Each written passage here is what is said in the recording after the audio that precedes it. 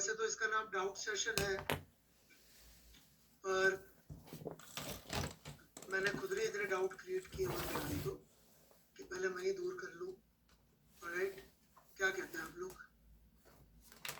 हाँ,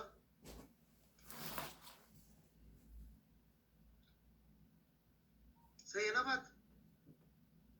आपके डाउट्स की बजाय पहले मैंने जो डाउट्स बनाया वो तो दूर कर दूं। ऑलराइट, ठीक है। और मोस्ट प्रोबेबली आज जो है हम लोग आज से अपने असाइनमेंट देना शुरू कर देंगे। ओके, और बच्चे के बहुत सारे मैसेजेस वगैरह आ रहे थे मेरे पास, तो मैंने सबका जवाब देने का मैं पूरी कोशिश कर रहा हूँ और दिए भी है मैंने सबको जवाब अभी तक तो। ऑलराइट, क्वेश्चंस पूछेंगे तो जवाब मिलेगा, क्वेश्चंस ही नहीं पूछेंगे तो मुश्किल हो जाएगा। ओके, और चैटिंग थोड़ा मिनिमाइज करेंगे अपन, लिखने पे ज्यादा ध्यान देंगे एज यूजुअल। और किताबों के बारे में लोग बार बार पूछ रहे हैं, तो किताबों के बारे में तो ये बेटा मेरे को तो HCV के अलावा देखो ज्यादा कोई किताब समझ में नहीं आती। Okay, that is the best book I like. और दूसरा हमारे यहाँ का मटेरियल तो वो मोस्ट प्रोबेबली आपको बाकी सब्जेक्ट्स में तो पहले दिन से मिलने लग गया होगा, मैथ्स में पहले दिन से मिलने लग गया होगा, फिजिक्स में बस अब एक दो क्लास में, हो सकता है आज ही पहला मटेरियल दे दूं मैं और फिर बाद में धीरे धीरे मैं और दे दूंगा। इरोडो वगैरह भी मैं दे दूंगा, ठीक है। अब चूंकि इसका नाम डाउट क्लियरिंग सेशन है तो 5 मिनट या 10 मिनट में डाउट्स के लिए दूंगा, लेकिन once I finish the part जो कि छूट गया था उसके बाद मैं 10-15 मिनट दे दूंगा डाउट के लिए। ऑलराइट, और फिर हम लोग आगे बढ़ जाएंगे, ठीक है बच्चों। तो यहां तक हम लोग पढ़ चुके थे, just give me a minute.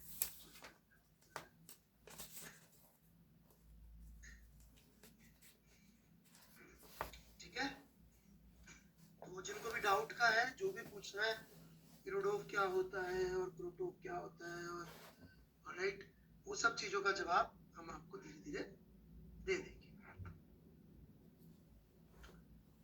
Okay then, तो हियर वी बिगिन। और प्लीज चैट मिनिमाइज करिए, चैट पे मत लिखिए होते सिंह जी एक ही बात बार बार। तो हमने यहाँ तक बात किया था, कहाँ तक बात किया था, एक बार छोटा सा रिमाइंडर। हमने ये प्रूव कर दिया था न्यूटन सेकंड लॉ जो है वो एक कंडीशनल लॉ है, it is not a universal law. ये हमने प्रूव कर दिया था, राइट। और ये प्रूव करने के बाद उसका रीजन भी हमने समझा दिया था, क्यों? क्योंकि वो एसेंशियली सिर्फ इतनी सी बात कह देता है कि एक्सेलरेशन इज फोर्स बटे मास, राइट। वो एक्नॉलेज ही नहीं करता ऑब्जर्वर को, कहीं पर भी आप देखेंगे तो इसमें ऑब्जर्वर की बात ही नहीं हो रही है, it is not talking about the observer, right. Observer की कहीं पे कोई बात नहीं हो रही है। जो भी लोग इस समय चैटिंग पे लिखे जा रहे हैं वो बहुत प्रॉब्लम में फंसने वाले हैं, क्योंकि मैं बैन करना शुरू कर दूंगा। मैंने बोला मैं क्वेश्चंस ले लूंगा, फिर भी आप चैटिंग पे लिख रहे हैं सोहन जी, ऑलराइट, तो बड़ी प्रॉब्लम होने वाली है ना। I like you a lot Sohan, आप शायद उधर यूट्यूब लाइव पे जब मैं पढ़ा था तब भी आते थे, ऑलराइट। तो you are a good boy, but please good boy की पहली पार्ट होती है ओबीडियंस, है ना। तो observer as cause, so first law puts condition on observer and provide restrictions for first law's application. तो फर्स्ट लॉ क्या करता है, कंडीशन बताएगा। क्या कंडीशन बताएगा? ऑब्जर्वर वाली कंडीशन फर्स्ट लॉ बताएगा, राइट। ऑब्जर्वर वाली कंडीशन फर्स्ट लॉ बताएगा, ठीक है। तो यहां से हमारी कहानी की अब शुरुआत होती है। Alright then, interpretation of Newton's first law for our application. हमारी एप्लीकेशन के लिए न्यूटन्स फर्स्ट लॉ का क्या इंटरप्रिटेशन है, राइट। इसका इंटरप्रिटेशन आता है सबसे पहले ये कहकर कि Newton second law is valid only in inertial frame. सबसे पहली चीज जो आप लोगों को लिख लेनी चाहिए वो ये कि Newton second law is valid only in inertial reference frame. Alright, शिखर वर्मा जी मैं ब्लॉक कर रहा हूं बिकॉज आप सुन नहीं रहे. Alright, आप स्पैम कर रहे हैं मेरे कहने के बावजूद. Alright, तो सबसे पहले सब लोग कॉपी में क्या लिख लेंगे? सब लोग कॉपी में क्या लिखेंगे? Alright, कि Newton second law is valid only in inertial reference frame. लिख लीजिए, वो साइन बनाने से कुछ नहीं होगा. मैं भी दे रहा हूँ क्वेश्चंस पूछने के लिए, तब बिल्कुल जवाब दूंगा. मैं मना नहीं कर रहा हूँ क्वेश्चंस के लिए. पहले आप लिख तो लीजिए. कितने लोगों ने लिख लिया? समझ में आया चाहे नहीं, आपको लिखना है. सिंपल सी बात है. समझाने का काम मेरा है, मेरी बात मानने का काम आपका है. राइट, कितने लोगों ने लिख लिया? Newton second law is valid only in inertial reference frame.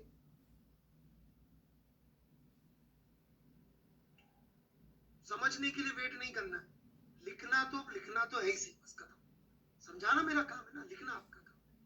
So Newton second law is valid only in inertial reference frame. सबसे पहले लिख लेते हैं. दूसरी बात ये लिख लेते हैं कि Newton's first law provides us definition of inertial reference frame. ये दो बातें लिख लीजिए. ये दो बातें लिख लीजिए. Number one, Newton second law is valid only in inertial reference frame. और दूसरी बात, Newton's first law provides us definition of inertial reference frame. Right, ये दो बातें आई होप सब लिख रहे होंगे. क्वेश्चंस के लिए मैं ओपन हूं. अब आप क्वेश्चंस पूछ सकते हैं. मैंने ओपन कर दिया क्वेश्चंस का टैब. अब ये चिन्ह मत बनाइए, लिख लीजिए और क्वेश्चंस पूछ लीजिए. दो ही बातें कही है मैंने. नहीं, डाउट सेशन में हम लोग आगे से नहीं पढ़ाया करेंगे क्योंकि अभी तक होमवर्क ही नहीं दिया हर्ष मिश्रा जी. तो डाउट सेशन में करूंगा क्या? राइट, इसलिए हाँ बताइए. बस अब यही बताएंगे कि इनर्शियल रेफरेंस फ्रेम क्या होता है. बिल्कुल बिल्कुल बिल्कुल. नेक्स्ट ये what is inertial reference frame, यही बताएंगे.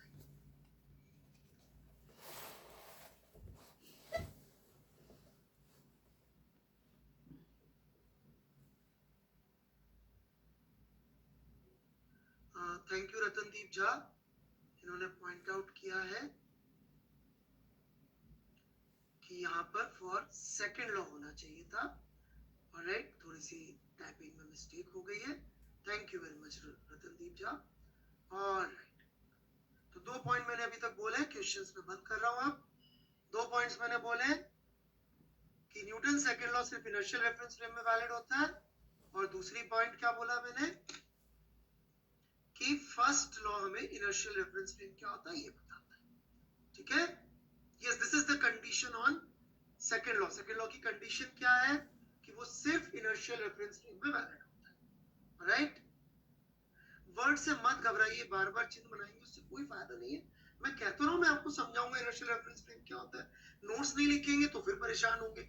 इसलिए मैं कह रहा हूं नोट्स में लिख लीजिए. नोट्स में आगे आ जाएगा. ठीक है.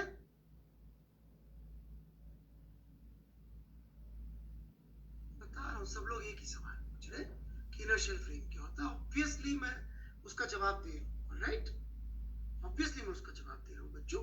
पर आपके नोट्स बनवाना भी जरूरी है. Let it be my decision कि कब मैं चाहता हूं आप लिखें, कब आप सुने. जब मैं कह रहा हूं लिखे तो लिखे ना, मैं बताऊंगा. ऐसे नाम बता के कैसे भाग जाऊंगा. राइट, ठीक है. तो न्यूटन सेकंड लॉ की कंडीशन क्या है कि वो सिर्फ इनर्शियल फ्रेम में वैलिड होता है. और इनर्शियल फ्रेम किससे मालूम पड़ता है? न्यूटन फर्स्ट लॉ से. कैसे मालूम पड़ता है अब हम ये देख रहे हैं.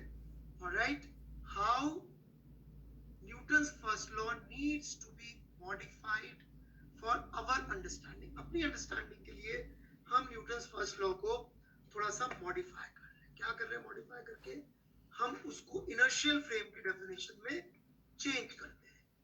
Newton's first law for our applications. Alright, तो what is definition of Newton inertial frame? Inertial frames are defined as frames where a body experiences a net zero force will be observed to have zero acceleration. ध्यान से सुनिएगा. एक ऐसी body जिसपे net force zero लग रहा हो. Alright, एक ऐसी बॉडी जिसपे नेट फोर्स जीरो लग रहा हो उसका एक्सेलरेशन 0 दिखाई दे। लिख लीजिएगा, हिंदी में लिखेंगे बेहतर रहेगा, हालांकि स्लाइड आपको अपलोड हो जाएगी, पर हिंदी में लिखेंगे तो बेहतर रहेगा। एक ऐसी बॉडी जिसपे नेट फोर्स 0 लग रहा हो, जहां से देखने से उसका एक्सेलरेशन 0 लगे, ऐसा फ्रेम इनर्शियल फ्रेम होगा। ऐसा फ्रेम इनर्शियल फ्रेम होगा। मैं फिर से बोल रहा हूं, ऑलराइट, एक बॉडी जिस पर नेट फोर्स 0 लग रहा हो, उसका एक्सेलरेशन जहां से 0 दिखेगा वो इनर्शियल फ्रेम होगा।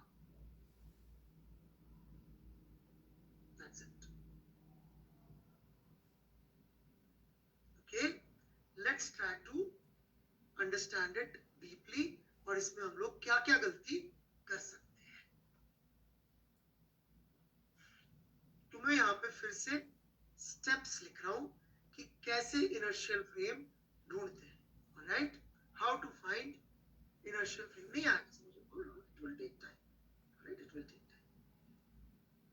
तो सबसे पहली बात, यदि आप यह ध्यान दें तो मैंने क्या लिखा है, we are not allowed to use second law to find an inertial reference frame. Right? We are not allowed to use second law to find an inertial reference frame. ऐसा मैंने क्यों लिखा होगा? आप में से कोई जवाब देना चाहेगा? देखिए, किसी को समझ में आ रहा हो मैं किस डायरेक्शन में जा रहा हूं? Anybody? मैं ऐसा क्यों कह रहा हूं कि you're not allowed to use second law to find out एक बॉडी पे फोर्स 0 लग रहा है कि नहीं लग रहा है?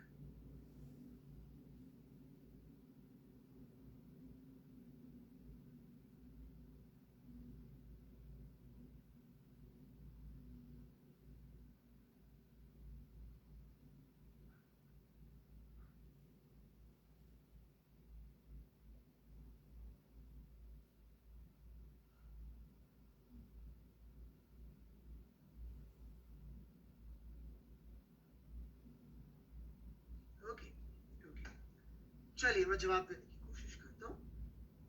अभी एक पोल करूंगा मैं, राइट, देखते हैं आप उसका क्या आंसर देते हैं।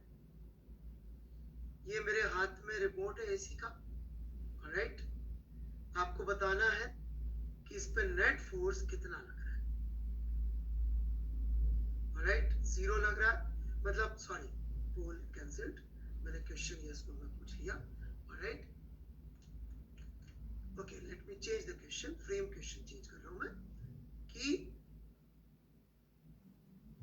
इस पे net force,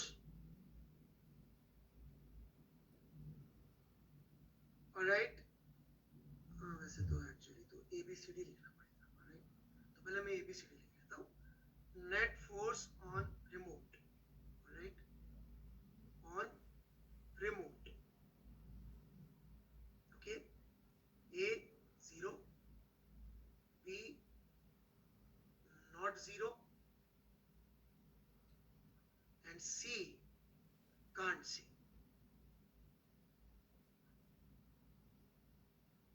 So here is the pole. Alright, net force मतलब कि सारे फोर्सेस का सम। Here is the pole.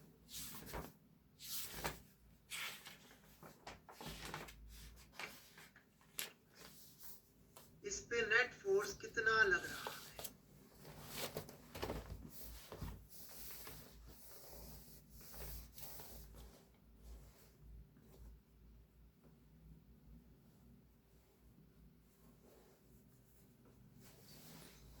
थोड़ा मेरी स्टाइल टीचिंग से हो गए होंगे कि मैं थोड़ा सा चीजों को पहले इधर उधर घुमाता हूँ, फिर एक डायरेक्शन में लेके जाता हूँ।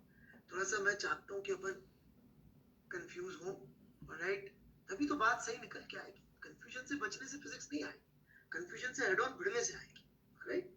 सो correct answer here is, I am sorry to say, maximum लोगों का गलत था। Can't say is correct answer. Okay, why can't say is correct answer? All right, y0 जो मैक्सिमम लोगों ने दिया था वो गलत क्यों है? Let's try to understand that. तो बता सकता है कि इतने लोगों ने आंसर क्यों दिया कि इस पे नेट फोर्स 0 है? किस थॉट से दिया होगा? They've used second law, exactly. जिन्होंने भी इसका आंसर दिया है 0, उन्होंने क्या किया जरा समझिएगा, आराम से समझिएगा, कुछ बड़ी बात नहीं। उन्होंने क्या देखा? जिन्होंने इसका आंसर 0 दिया, उन्होंने क्या देखा मैं बताता हूं। उन्होंने देखा कि एक्सेलरेशन इज 0। देखा? क्या देखा आपने? एक्सेलरेशन देखा ना 0, ऑलराइट। और एक्सेलरेशन 0 के बाद आपने कंक्लूड कर लिया कि एक्सेलरेशन 0 है तो फोर्स 0 होगा। किया कि नहीं किया कंक्लूड? इस इम्प्लाइज में आपने क्या अज्यूम कर लिया कि सेकंड लॉ ट्रू है। सेकंड लॉ ट्रू है तो ही ये स्टेटमेंट ट्रू होगा। एग्रीड और नॉट? एग्रीड और नॉट? एक्सेलरेशन 0 है, उससे ये कंक्लूजन निकाल लेना कि फोर्स 0 होगा, उससे कंक्लूजन निकाल लेना फोर्स 0 होगा, is based on assumption that second law is a fact। और मेरे को 2 क्लास निकल चुकी है बार बार कहते हुए कि second law is conditional conditional conditional conditional conditional, and you are always thinking universal universal universal universal universal.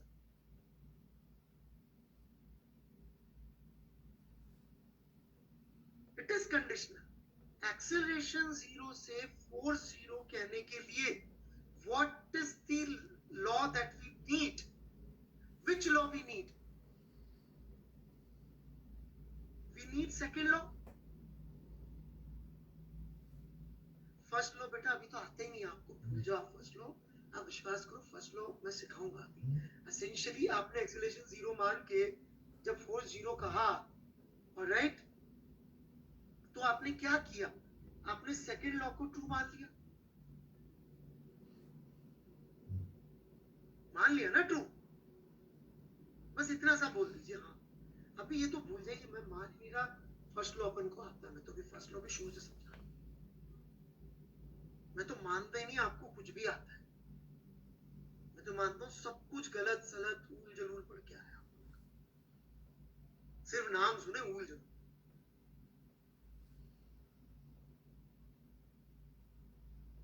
ठीक है, अब जरा वापस चलते ताकि मैं आपको कंडीशन समझाने की कोशिश कर सकूं। तो कंडीशन जो है इनर्शियल फ्रेम निकालने की एक बार कोशिश करेंगे। हो सकता है समझ में कम आए, थोड़ी डिफिकल्ट होती है वो, लेकिन आप लिख भी लेंगे इसको तो एक नहीं तो 2 दिन 4 दिन 10 दिन में धीरे धीरे समझ में आ जाएगी। राइट? कुछ बच्चे बिल्कुल फालतू बात लिख रहे हैं कि उनको नॉर्मल कॉन्टैक्ट फोर्स और वेट जो है कैंसिल हो गया इसलिए 0 है forces. Alright, let's have a look at that, क्योंकि पहली बात तो मुझे लगता है आपको वेट भी नहीं पता है। और नॉर्मल कॉन्टैक्ट फोर्स की वैल्यू आपने कैलकुलेट कहाँ करी भाई?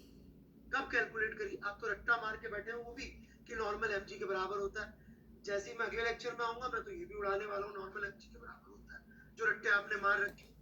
यदि आपको इसका फोर्स हाथ का और रिमोट के बीच का फोर्स नापना है तो एक एक इलेक्ट्रॉन प्रोटॉन जो इनके बीच के हैं उनके सबके फोर्सेस वेक्टर सम करो।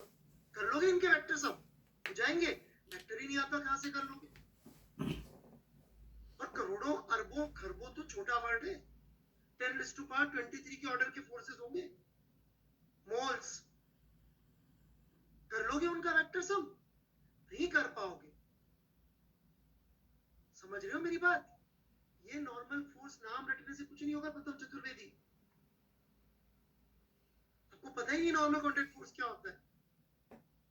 Ultimately it is electron proton, इन सबका आंसर, इन सबका इंटरेक्शन है ना। यदि वो इन सबका इंटरेक्शन है तो जोड़ो उनको, जोड़ के निकाल के दिखा दो, निकाल सकते हो। तो मैं यही कह रहा हूं आपको बार बार कि ये मत सोचो ये कि आपको फोर्स वगैरह आते हैं। नाम सुन लिया आपने नॉर्मल कॉन्टैक्ट फोर्स? सर में सबकी बेइज्जती कर दी। अरे यार बेइज्जती नहीं कर रहा बेटा, अब टीचर है तो बेटा मैं आपको मेरी बात बताता हूँ। मैं विंसर क्लासेस में जब फिजिक्स का टीचर बन गया, तो मेरे जो बॉस थे, क्योंकि मेरे पुराने टीचर भी थे, तो सबके सामने बोलते थे, अमित गुप्ता तुम बहुत गधे टीचर हो। मैं बोलता था यस सीरियसली, जब मैं स्टूडेंट था तब भी ये बोलते थे तुम बहुत गधे स्टूडेंट हो। मैं बोलता था यस सर। टीचर बन गया फिजिक्स का, तो बोलते थे तुम बहुत गधे टीचर, बोलता था यस सर। फिर मैं सीनियर टीचर बन गया, तो बोलते थे तुम बहुत गधे सीनियर टीचर हो। ठीक है यस सर। फिर उन्होंने मुझे एसबी के बाद सर जिन्होंने कोचिंग का सारा कोटा कवर है, फिर मैं चोटी बन गया फिजिक्स का, तब भी मुझे बोलते तुम बहुत गधे चोटी हो। मैंने कहा यस सर, आपके मुकाबले I will always donkey because you are my teacher. तो टीचर के सामने कौन सी बेइज्जती, alright, so don't worry about it. मैं कोई बेइज्जती नहीं कर रहा हूं, मैं सिर्फ फैक्ट आपको बता रहा हूं कि भाई तुमको नॉर्मल कॉन्टैक्ट फोर्स नहीं आता, मान जाओ यार, ऑलराइट। मैं किसी को कोई यहाँ पे अपन फिजिक्स की पढ़ाई या साइंस की पढ़ाई एक सोशल इंटरेक्शन नहीं है कि थोड़ा कॉम्प्रोमाइज, थोड़ा तुम भी सही थोड़ा मैं भी सही, ना ना ना ना ना ना।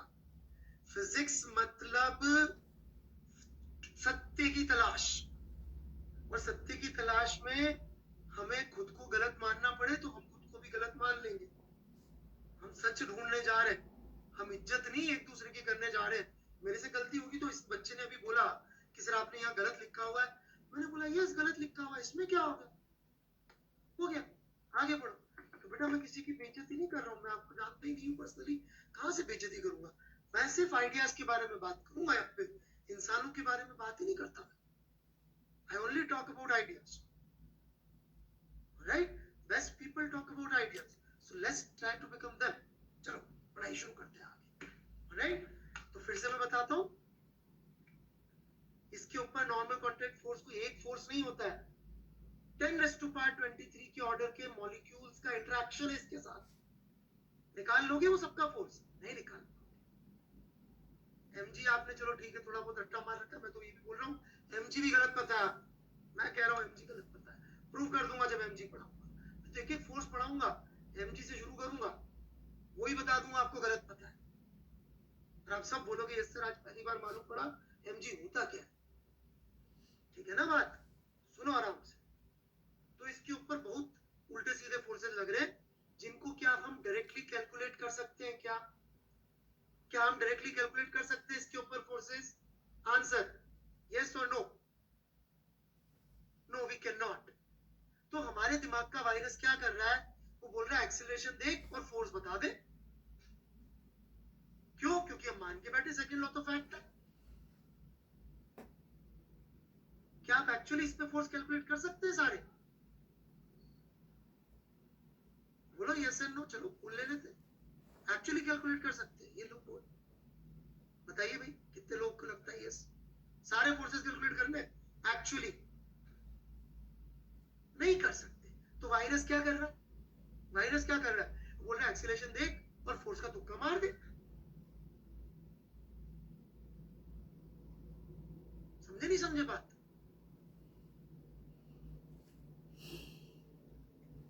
इसलिए मैंने क्या बोला कि we are not allowed to use it is one of the most obvious thing. क्यों ऑब्वियस है भाई मेरे?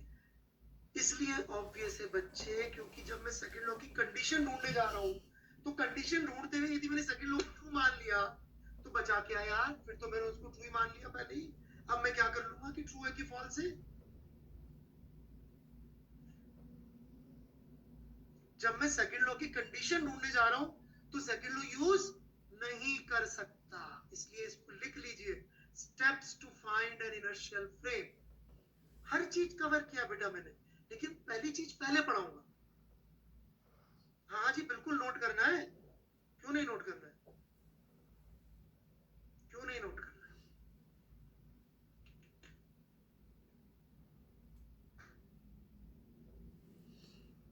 जब ये नोट कर लें steps to find an inertial frame, तब मैं आगे बात करूंगा।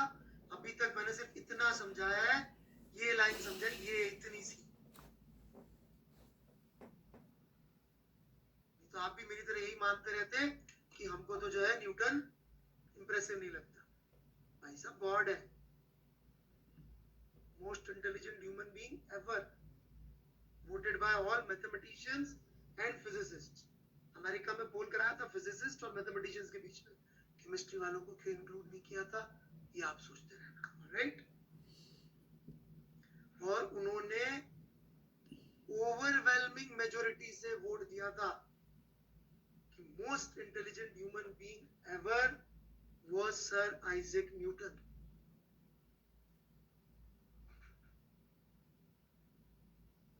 इलेक्शन नहीं जीता था वो, 550 में से 500 सीटें जीता था ना, आइंस्टीन आसपास भी नहीं था, सॉरी। केमिस्ट्री वाले क्यों नहीं थे साइंटिस्ट में, आई डोंट नो, ऑलराइट। बढ़ूं मैं आगे? चलिए जी, लिख लिया सबने, आई होप, जितनी देर में गप्पे मार रहा था। So we have to find it experimentally, मतलब फोर्स डायरेक्टली कैलकुलेट करना पड़ेगा। To find a body experiencing net force 0 by calculating sum of all forces which are being applied on it, उन सबको आपको एक्चुअली कैलकुलेट करना पड़ेगा। ठीक है क्या बात? करना पड़ेगा एक्सपेरिमेंट। थ्योरी तो थ्योरी होती है, थ्योरी इज थ्योरी। थ्योरी लिखते हुए कभी भी फिजिसिस्ट ये नहीं सोचते कि इसको प्रैक्टिकली कैसे करने जाएंगे ना, वो तुम्हारी प्रॉब्लम है भाई साहब। ऐसी ऐसी थ्योरी जिनको 50 साल पहले बनाया था, अब जाके एक्सपेरिमेंट हुआ है। समझ रहे मेरी बात? Right? So we are not allowed to use second law to find inertial frame. मैंने बहुत अच्छे से समझा दिया, आप दोबारा सुन लीजिएगा जब वीडियो हो जाए अपलोड, तो उसको आप बैक करके सुन लीजिएगा। मैंने आधा घंटा लगा दिया वो समझाने में, अब मैं आगे बढ़ रहा हूं। Then we have to find a frame from which the body is observed to have acceleration is equal to 0। समझे? फिर एक ऐसी ऑब्जेक्ट ढूंढना है, ऐसी जगह ढूंढना है जहां से उसका एक्सेलरेशन हमें 0 दिखे, और जिस जगह से हमें इसका एक्शन 0 दिखेगा वो इनर्शियल फ्रेम कहलाएगा,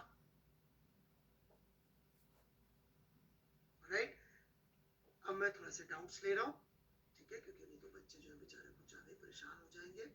लेकिन अच्छे लॉजिकल डाउट पूछिएगा, ये कैसे हो पाएगा नहीं हो पाएगा ये आराम से करेंगे। ओके, एग्जांपल्स भी लूंगा, सब लूंगा मैं, एग्जांपल्स लूंगा, सब चीजें लूंगा। इनफैक्ट ये जो सवाल है ये कहां से आया मैं आपको ये भी बताऊंगा। कोई नहीं कराता एचसी वर्मा के क्वेश्चंस फॉर शॉर्ट आंसर्स, ये एचसी वर्मा के क्वेश्चन फॉर शॉर्ट आंसर से आया। आज मैं दूंगा भी सही आपको वो अलग से निकाल के कि देखो ये 2 questions of short questions for short answer है एचसी वर्मा के। ओके, तो आई एम ओपनिंग क्वेश्चंस, जो भी अच्छे क्वेश्चंस पूछेंगे उनको शाबाशी मिलेगी, फालतू बातें करेंगे तो ब्लॉक कर दूंगा मैं, right? I am feeling very block करके। नहीं, inertial frame is not a position, it's an observer point. तो those who knew of his son, क्या बकवास है, किसका सर है? सर वेक्टर्स कब स्टार्ट होगा? देखिए अब ये है ना इररिलेवेंट बात, इनको पढ़ना नहीं है। Sir what is net force? Net force मतलब एक बॉडी पे लग रहे सारे फोर्सेस जोड़ दिए। जैसे कि ये हमारा रिमोट है, राइट? इसको अभी फोर्स लग रहा है और अभी हम इसके दोनों तरफ से बैलेंस कर रहे हैं, ऐसे फोर्स, ठीक है? क्वेश्चंस बंद कर दिया मैंने अभी ताकि मैं जवाब दे सकूं। सब बात यही तो, अरे कुशल जावेकर यही तो बात चल रही बेटा कि F is equal to m कब यूज करें कब यूज ना करें। इनर्शियल फ्रेम एब्सोल्यूट सेंस में डिफाइन होता है प्रांजल गुप्ता, किस बेस से पढ़ाओगे? अरे भगवान मयंक कुमार यार, किस बेस से क्या होता है बेटा? आईआईटी एडवांस के लिए जो जरूरत है, फिजिक्स ओलंपियाड के लिए जितने बेसिक कॉन्सेप्ट की जरूरत है वो सब मैं कवर कर लूंगा, ये कह सकता हूँ, राइट?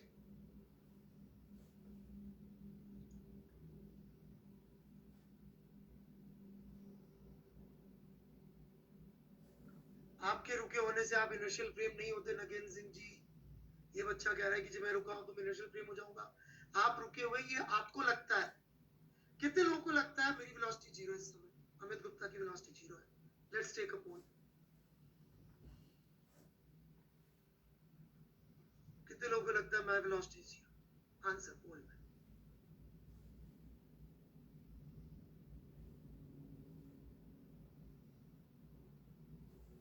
पहले ही समझा चुके हैं, रिलेटिव होता है। आपको तो अपनी वेलोसिटी हमेशा जीरो लगेगी, आपको तो आप हमेशा सही लगेंगे, right? Exactly. So my velocity zero कहना गलत है, लेकिन आपको जीरो दिख रही है। क्यों दिख रही भाई आपको जीरो? क्योंकि आप और मैं अर्थ पे ही है और चुपचाप बैठे हम, इसलिए जीरो दिख रही है। बात पहले हो चुकी है भाई, राइट?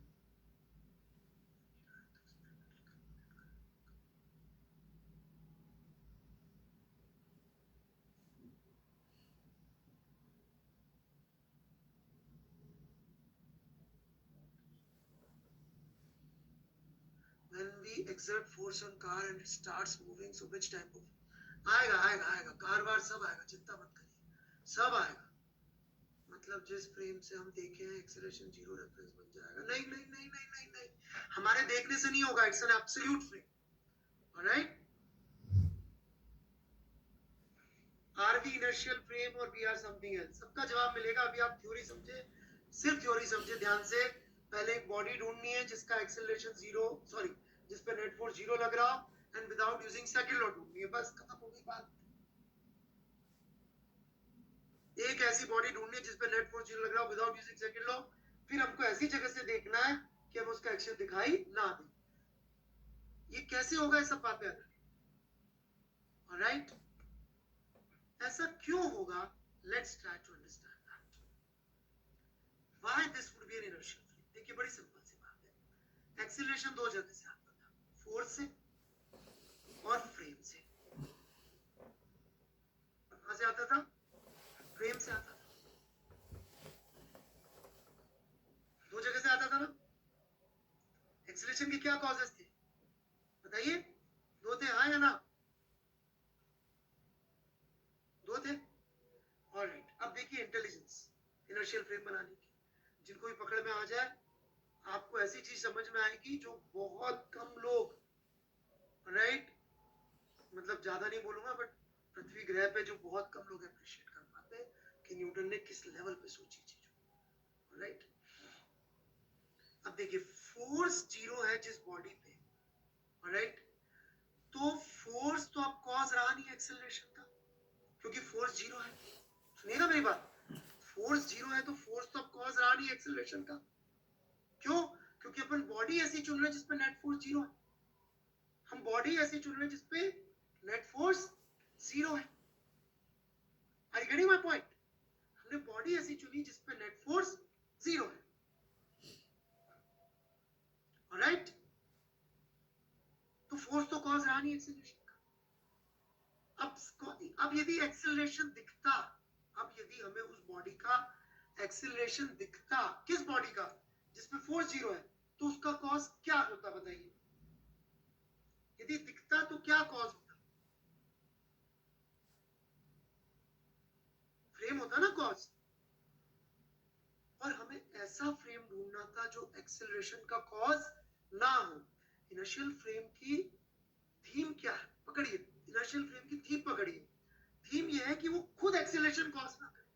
यदि वो खुद एक्सेलरेशन कॉज नहीं करेगा तो सेकंड लॉ ट्रू हो जाएगा उस फ्रेम में। सेकंड लॉ की कमजोरी क्या थी? सेकंड लॉ की कमजोरी थी कि वो फ्रेम वाली बात नहीं पकड़ पा रहा। बेटा समन सिद्धार्थ आईआईटी जे, यदि आपको लगता है सूडो फोर्स आपको आता है, तो मैं इतना सा बताऊंगा बस आपको, डी एलम्बर्ट की स्पेलिंग भी अपन पहले पता कर लें, और डी एलम्बर्ट थ्योरम होती है वो बेटा, वो सूडो वूडो तो ऐसी फर्जीवाड़ा लोगों ने फैला रखा है, ऑलराइट? इससे मत जाइए उस तरह। मैं फिर से वापस शुरू कर रहा हूं, फिर से सुनिएगा। प्रॉब्लम क्या थी सेकंड लॉ के साथ? कि वो फ्रेम को पकड़ नहीं पाता था, फ्रेम नहीं पकड़ पाता था, और एक्सेलरेशन कहां से आ जाता था? कभी फ्रेम से कभी फोर्स से। तो पहले तो अपन ने ऐसी बॉडी पकड़ी जिसपे फोर्स जीरो लग रहा था, बिना सेकंड लॉ के। समझे यहाँ तक? ऐसी बॉडी पकड़ ली जिसमें फोर्स जीरो लग रहा है, बॉडी पकड़ ली तो इसमें फोर्स जीरो लग रहा है। अब यदि इसका एक्सेलरेशन हो रहा है, दिख रहा है, तो देखने वाले की गलती है? गलती किसकी? इसका एक्सेलरेशन दिख रहा है। Who is the cause कि फोर्स जीरो होने के बावजूद एक्सेलरेशन दिख रहा है? फ्रेम, मतलब ये फ्रेम गड़बड़ फ्रेम है, ये फ्रेम गड़बड़ फ्रेम हो गया ना, तो ये फ्रेम गलत हो जाएगा। क्यों गलत हो जाएगा? क्योंकि ये फ्रेम भी एक्सेलरेशन कॉज करता है। तो हमें ऐसा फ्रेम पकड़ने का जो एक्सेलरेशन कॉज ना करे।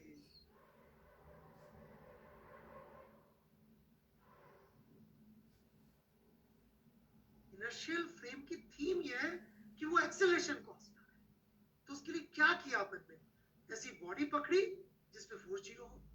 अब जिस जिस फ्रेम से उसकी हमको एक्सेलरेशन दिख रहा है, वो सारे फ्रेम एक्सेलरेशन के कॉज हो गए। मतलब सब फ्रेम सेकंड लॉ के लिए गलत फ्रेम है। सुनिएगा, बार बार सुनिएगा इस वाले हिस्से, रिकॉर्ड करके रख लीजिए। 30 मिनट से 36 मिनट में जो बोला है उसको 50 बार सुनिएगा। You will be one of the lucky ones on this planet जिसको न्यूटन का वैल्यू समझ में आएगी, उसने क्या काम किया न्यूटन ने। और आइंस्टीन तो अपन की पहुंच के बहुत दूर है, क्योंकि अपन तो उसका फर्स्ट लॉ सेकंड लॉ नहीं पकड़ पाते। अभी तो थर्ड शुरू नहीं किया मैंने, मैं पहले ही बता दूं। मुझे एक बार थर्ड शुरू करने दीजिए, फिर बताऊंगा मैं। थर्ड तो बोल ही नहीं रहा पा रहा हूं। तो इनर्शियल फ्रेम की थीम पकड़िए कि वो फोर्स का कॉज नहीं होना चाहिए। तो सबसे पहले तो क्या करो? अरे डरा कह रहे यार, मजे आएंगे थर्ड लॉ में, ये कह रहा हूं। नहीं नहीं, बिल्कुल कंफ्यूजन नहीं था, मैं हूं ना, राइट? कौन डर गया यार? लो भाई क्वेश्चन पूछ लो। राइट, किसी को मजा आ रहा है, किसी को डर लग रहा है। कई लोगों को डरावनी पिक्चर में ही मजा आता है। I hope I am not like that. Okay, questions open है। Force is not dependent on frame, Prince Roy. Net force observe कहां से करेंगे? देखिए, एक क्वेश्चन मुझसे पूछा गया, नेट फोर्स ऑब्जर्व कहां से करेंगे?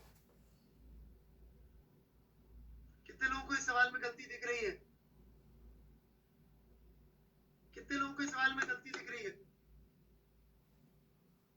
What is mistake in this question?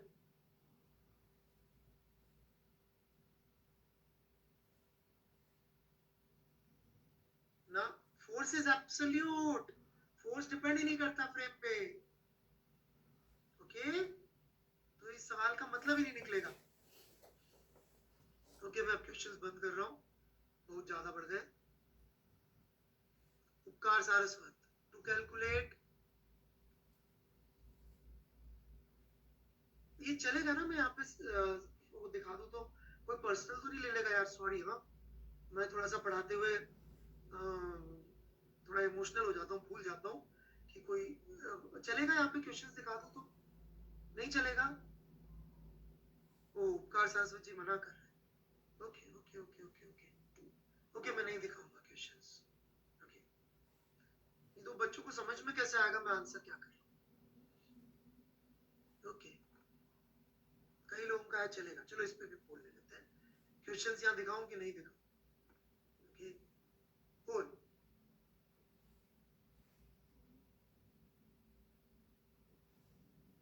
Maximum तो यस कह रहे हैं, ताकि सारे टीचर्स, अच्छा सभी दिखाते हैं क्या? ओके ओके ओके ओके, साथ सच्ची आपने नो कह दिया था पहले का। राइट, चलिए। तो to calculate all forces body we have to take all forces that are applied on it by almost all the material universe. How can this ever be done? So nice, उपकार सारस्वत, बिल्कुल सही direction में जा रहे हैं आप। Very good, very good. आ रहा हूं मैं इसमें, बिल्कुल आ रहा हूं। कुछ और क्वेश्चन भी इसी टाइप के हैं।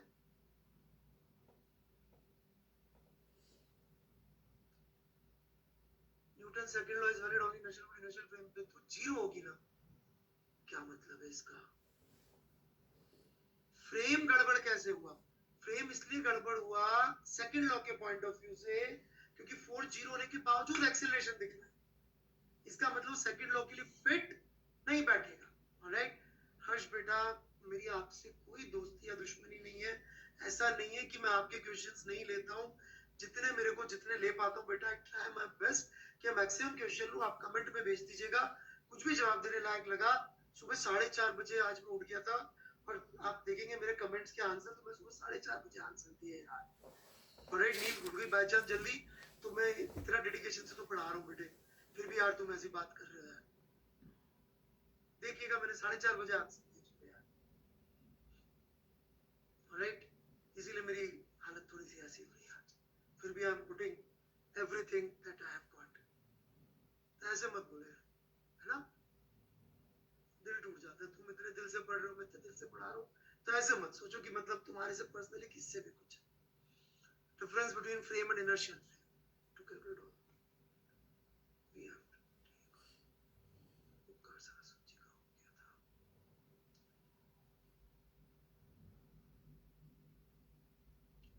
आ रहा हूँ आयन आयन यादव, आयन आयन यादव भाई, बहुत अच्छा पकड़ा आपने मेरे को। आई लाइक दैट कि आप ध्यान रख रहे हैं कि लॉजिकली मैं इधर उधर जाऊं, कुछ गड़बड़ करूं, या आपको ऐसा लगे मैं गड़बड़ करूं, तो आपने मुझे बहुत अच्छा तरह से पकड़ा कि एक्सपेरिमेंटल एविडेंस के बिना साइंस नहीं होती। बिल्कुल सही बोल रहे हैं आप। तो एक्सपेरिमेंटल एविडेंस कैसे होगा, मैं दूंगा इसका जवाब दूंगा। बहुत अच्छा, सब लोग ध्यान रखिएगा, बड़ा अच्छा जवाब है, बड़े अच्छे डाउट्स आ रहे हैं आपके। So third law is harder than second law. ना, your understanding of third law is more wrong than second law. Second law तो ठीक है, आपको कुछ पता ही नहीं था क्या गलती करूंगी। थर्ड लॉ तो आपको सबको लगता है सर ये तो यूं लगा, उस तरह से it is much easier actually.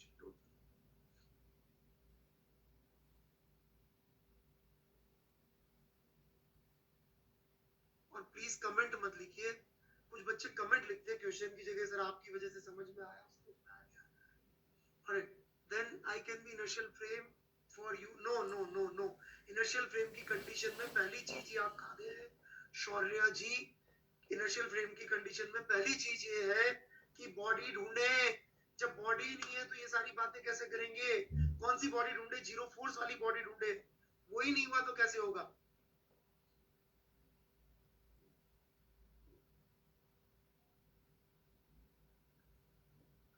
Maximum सवाल अब इसी बारे में आ रहे हैं, लेट फोर्स जीरो कैसे चलेगा। तो आप लोग बिल्कुल जिस दिशा में मैं चाहता हूँ आप लोग आगे बढ़े, आपके डाउट जो है वो बिल्कुल उसी दिशा में। कॉन्ग्रेचुलेशन, मतलब हेड्स ऑफ टू यू कि आप लोग मेरे इतनी डिफिकल्ट चीजों को समझ के डाउट भी उसी डायरेक्शन में पूछ रहे हैं जो नेचुरली उस तरफ आने चाहिए थे। मैक्सिमम डाउट उसी डायरेक्शन में। ब्यूटीफुल, मजा आ गया आप लोगों को पढ़ा के। So these are two ways to find inertial frames. पहले लिख लें फिर बात करते हैं, क्योंकि जब तक लिखेंगे नहीं तब तक समझ में नहीं आएगा।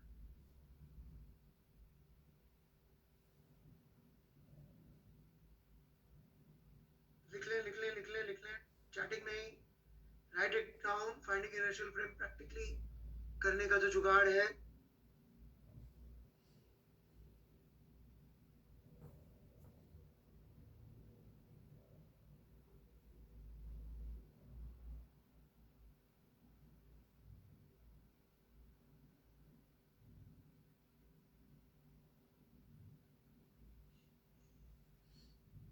कितने लोगों ने लिख लिया? आएगा सब आएगा एप्लीकेशन। जब मैं पहले दिन कंडीशनल बता रहा था तब आप मुझसे पता नहीं क्या पढ़ा रहा है, क्यों कंडीशनल लॉ की बात कर रहा है। आ गया ना एप्लीकेशन। जब मैं वो बता रहा था आपको फ्रेम्स, रिलेटिव और एब्सोल्यूट क्वांटिटीज, तो आ गया ना एप्लीकेशन। आएगा बेटा, हर चीज मेरे को पीछे से कनेक्टेड है। मैं जिस दिन आखिरी टॉपिक भी पढ़ा रहा हूँ ना फिजिक्स का, आज के लेक्चर से कनेक्ट करके दिखाऊंगा। हर चीज कनेक्टेड होती है बेटा पीछे से।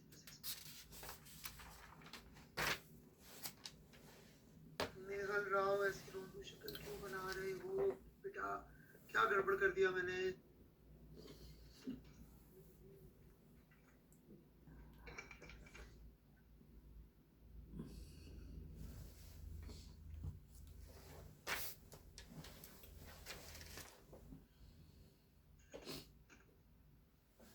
Alright, here we go. लिख लिया होगा सबने। So there are two ways of finding an inertial frame.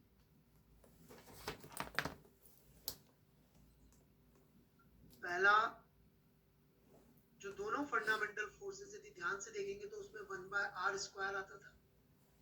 तो यदि हम सबसे बहुत दूर चले जाएं, ऑलराइट, r को बहुत दूर कर लें तो फोर्सेस प्रैक्टिकली जीरो हो जाएंगे। ये एक तरीका है, ऑलराइट। दूर चले जाइए सबसे, जिसको बोलते हैं इंटरस्टेलर स्पेस में, ऑलराइट, सबसे बहुत दूर चले जाएंगे तो वहां पर आपको कोई भी फोर्स ही नहीं रहेगा। तो नेचुरली नेट फोर्स जीरो वाली जो पहली कंडीशन थी, पहली कंडीशन क्या थी? पहली कंडीशन क्या थी? नेट फोर्स जीरो वाली अपने आप सेटिस्फाई हो जाएगी, कोई है ही नहीं वहां पे, होगा ही नहीं तो फोर्स कहां से लगाएगा भाई? फर्स्ट पॉइंट क्लियर है सबको, या इसमें कोई डाउट है चैट पे पूछ सकते हैं, फर्स्ट पॉइंट में डाउट है तो।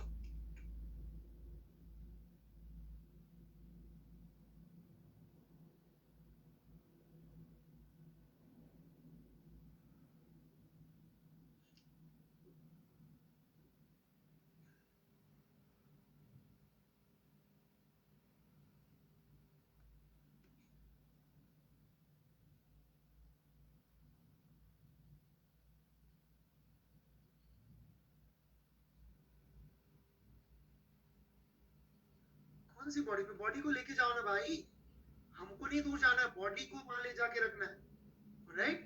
बॉडी को सबसे दूर ले जाके रख देना है। हाँ, प्लैनेट से भी दूर, सब प्लैनेट से बहुत दूर जाओ, सब चीजों से बहुत दूर।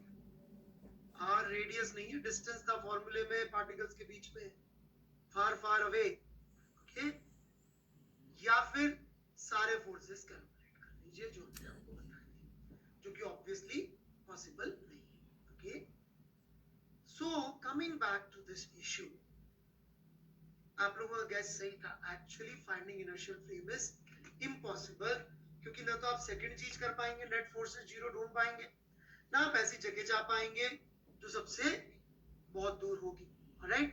So what actually Newton is doing, he is just establishing this fact कि आप लोग को न्यूटन सेकंड लॉ बहुत लिमिटेड तरीके से लगाना है,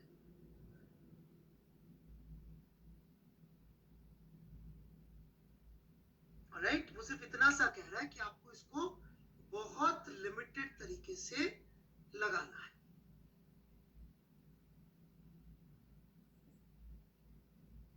बस इतना सा कह रहा है।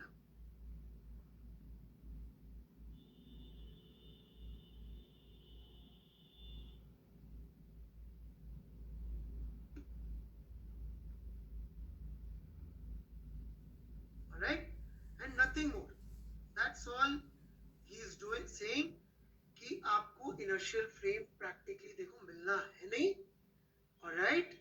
इसलिए आपने क्या करना है, आपको उसको बहुत लिमिटेड तरीके से लगाना है,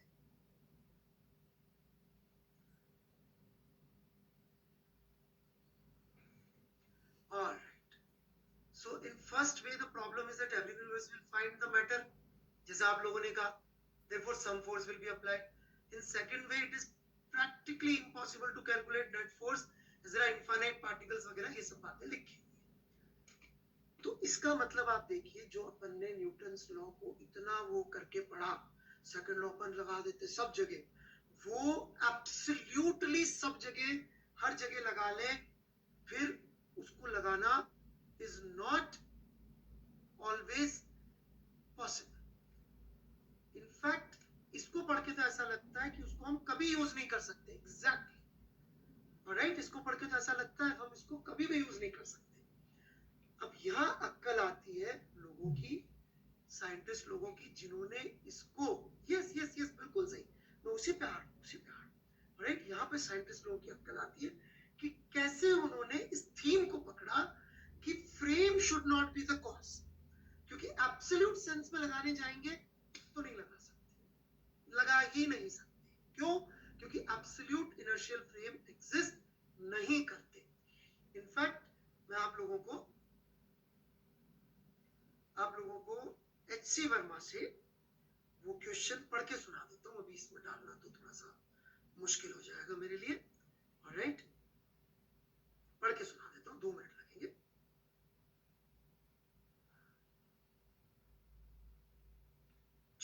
5 में है।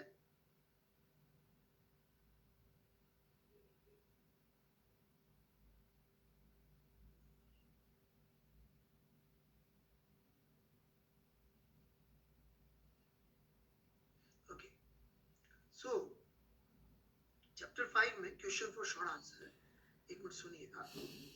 वो क्या कहता है? It is sometimes heard that inertial frame of reference is only an ideal concept। ये मैं नहीं कह रहा हूं, वर्मा जी का क्वेश्चन है, सी वर्मा का, ठीक है। It is sometimes heard that inertial frame of reference is only an ideal concept and no such inertial frame actually exists। Comment। उनको बहुत ऊपर नहीं पढ़ा रहा हूं बेटा, मैं सी वर्मा ही पढ़ा रहा हूं, लेकिन ईमानदारी से सी वर्मा तो पढ़ाऊंगा। Yes, questions for short answer 6th chapter 5 QSA, right? chapter 5 QSA 6 और 7 भी बहुत अच्छा है।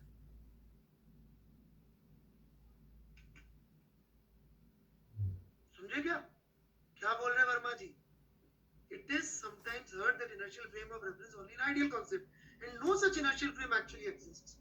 अब आप बताइए, मैं न्यूक्लियस का मटेरियल की बात कर रहे हैं, न्यूक्लियस का मटेरियल में एच सी वर्मा फिजिक्स में one of the most important चीज है। अब बताइए, मैं उसका क्वेश्चन ही आपको ना कराऊं कि यार ये क्वेश्चन थोड़ा सा रहने देते, थोड़ा टफ है, तो फिर मैं क्या आपको एच सी मतलब न्यूक्लियस का मटेरियल करा रहा हूँ, कोटा का मटेरियल क्या करा रहा हूँ? कहाँ आपको अमित गुप्ता का जो दिमाग है वो कहाँ मिलेगा यदि मैं आपको एच सी वर्मा भी ना करूँ? है तकलीफ है, मैं कह रहा हूँ जितना समझ में आया उतना अच्छा है, यही भी समझ में आया बहुत ज्यादा फर्क नहीं पड़ेगा। मैंने आगे इसका सबका समाधान भी लिखा हुआ है, थोड़ा परेशान कर रहा हूँ, लेकिन by the time lecture and you would be happy कि सर अपना काम तो फर्स्ट क्लास निकल जाएगा, ठीक है। अच्छा, क्वेश्चन 7 सुनिएगा, मैंने कुछ नहीं बनाया, ये सी वर्मा जी कहिए। An object is placed far away from all the objects. सुनिएगा ध्यान से, अभी इसका पोल पे आंसर लूंगा मैं, ठीक है। ये क्वेश्चन 7 पूछने जा रहा हूं मैं, एच सी वर्मा है तो क्वेश्चन 7 पूछ रहा हूँ क्यूएसए, आ जाएगा, सेटिस्फैक्शन आ जाएगा, विश्वास रखिए, थोड़ा थोड़ा धीरे धीरे। पिछली क्लास का आज यहाँ तक पहुंचे। आप ये सोचिए, आपने जब पहली बार मेरे से बात करनी शुरू करी थी तब से आज तक की प्रोग्रेस देखिए ना, ये मत देखिए कि आज कितने परेशान,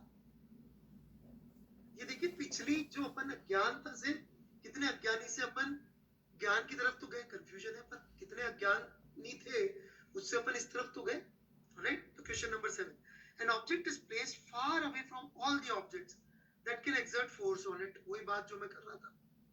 A frame of reference is constructed by taking the origin and axis fixed in this object। मतलब कि उस ऑब्जेक्ट पर ही बैठ गए, उस ऑब्जेक्ट पर ही बैठ गए, ये कहना है सच्ची। Will the frame be necessarily inertial? तो here starts the poll। एक ऑब्जेक्ट को बहुत दूर ले जाके रख दिया है सबसे और वहीं पर बैठ के देख रहे हैं, तो क्या वो फ्रेम इनर्शियल होगा, हाँ या ना? पोल।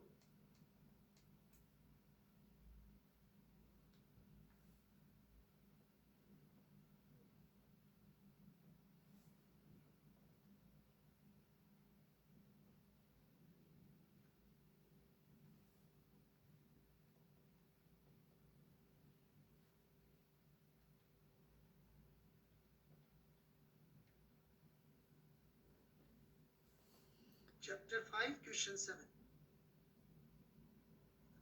Okay, yes it will be an inertial frame। काफी लोगों का गलत था।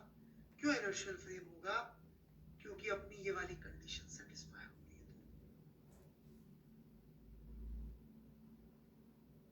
कौन सी कंडीशन सेटिस्फाई हुई? एक तो उस बॉडी पे नेट फोर्स 0, ये कंडीशन सेटिस्फाई हो गई, और हम ऐसी जगह पर पहुंच गए हैं जहां पर उसका एक्सेलरेशन 0 दिखेगा। क्यों 0 दिखेगा? क्यों दिखेगा 0? क्योंकि वहीं बैठे हैं तो उसका एक्सेलरेशन 0 दिखेगा ही सही। तो दोनों पॉइंट सेटिस्फाई, और इसी सीक्वेंस में होना है। सीक्वेंस उल्टी नहीं कर सकते, याद रखिएगा। एक्सेलरेशन पहले नहीं देख सकते ना, पहले फोर्स 0, पहले फोर्स 0 और फिर एक्सेलरेशन, ठीक है। क्यों फोर्स 0 क्यों नहीं भाई? दुनिया में सबसे दूर लेके गए अपन, फार अवे फ्रॉम एवरीथिंग, ये लिखा। यूनिवर्स में सबसे बहुत दूर लेके चले गए हम लोग, ठीक है। तो एक बार ये दोनों क्वेश्चंस के आंसर आप लोग लिखिएगा। ऑलराइट, तो जितना हमने इधर उधर घुमाया वो सबको अब मैं खत्म करता हूँ, बस छोटी मोटी 2-3 बातें बताऊंगा मैं। ऑलराइट, सिर्फ 2-3 छोटी छोटी बातें। एक जुगाड़ बड़े लोगों ने समझ बनाया है, जुगाड़ जरूर समझा दूंगा मैं आपको कि जुगाड़ काम कैसे करता है। ऑलराइट, प्रैक्टिकल साइड से इनर्शियल फ्रेम क्या है। अच्छा, किसी को लगे कि सर आप जो है वो बहुत हैवी चीजें पढ़ा रहे हो, सर ये तो जरूरत ही नहीं होती है, तो again let me read from my favourite book H.C. Verma again. All right, objective 2 question 1 chapter 5 objective 2 question 1 page कुछ बच्चे पूछ रहे थे, पेज कहाँ लिखा रहता है, ये 78, पेज 78 पढ़ के सुना देता हूँ। Reference frame attach to the earth, reference frame attach to the earth, तो पूछ रहे हैं कि क्या वो इनर्शियल फ्रेम है बाय डेफिनेशन, और कई लोग आंसर यही दे देते,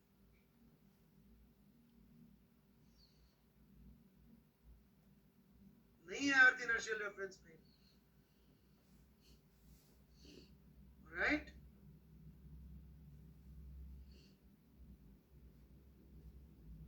अर्थ इनर्शियल फ्रेम नहीं है,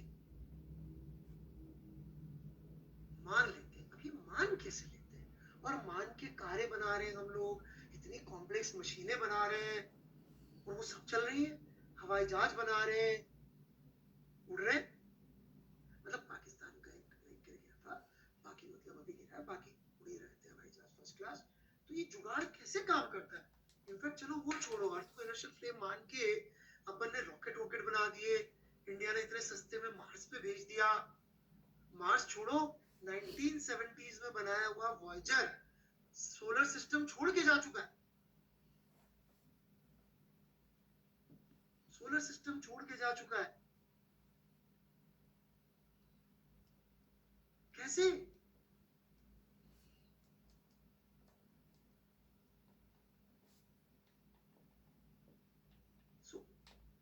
टेक्निकली देखिए, एक बार फिर से बोल दूं मैं, इनर्शियल फ्रेम डेफिनेशन जो थी समझ में आ जाए, ठीक नहीं आए टेंशन मत लीजिएगा। ऑलराइट, बिल्कुल टेंशन मत लीजिएगा, यहां से आप बात पकड़ लीजिए बस, तो भी अपना काम चल जाए।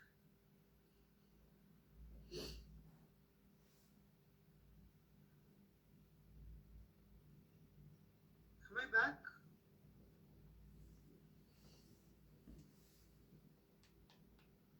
Sure, no lag, nothing. Please answer if I'm back without lag. पोल में कर दीजिए yes no. Okay okay fine fine fine, okay okay okay okay okay okay, तो चलिए चलिए चलिए, सॉरी सॉरी, थोड़ा सा कुछ डिस्टर्बेंस था। ओके,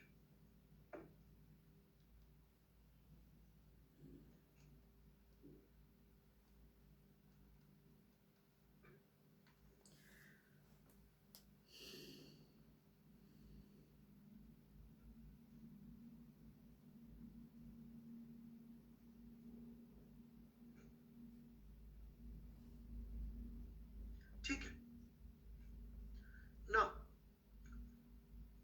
तो अर्थ सरफेस, देखो बहुत सिंपल सी बात है, अर्थ की सरफेस बहुत क्लियर लिख रहा हूं मैं यहाँ पे, एक तो यहाँ पे मैंने जो लिखा है वो देख लीजिएगा।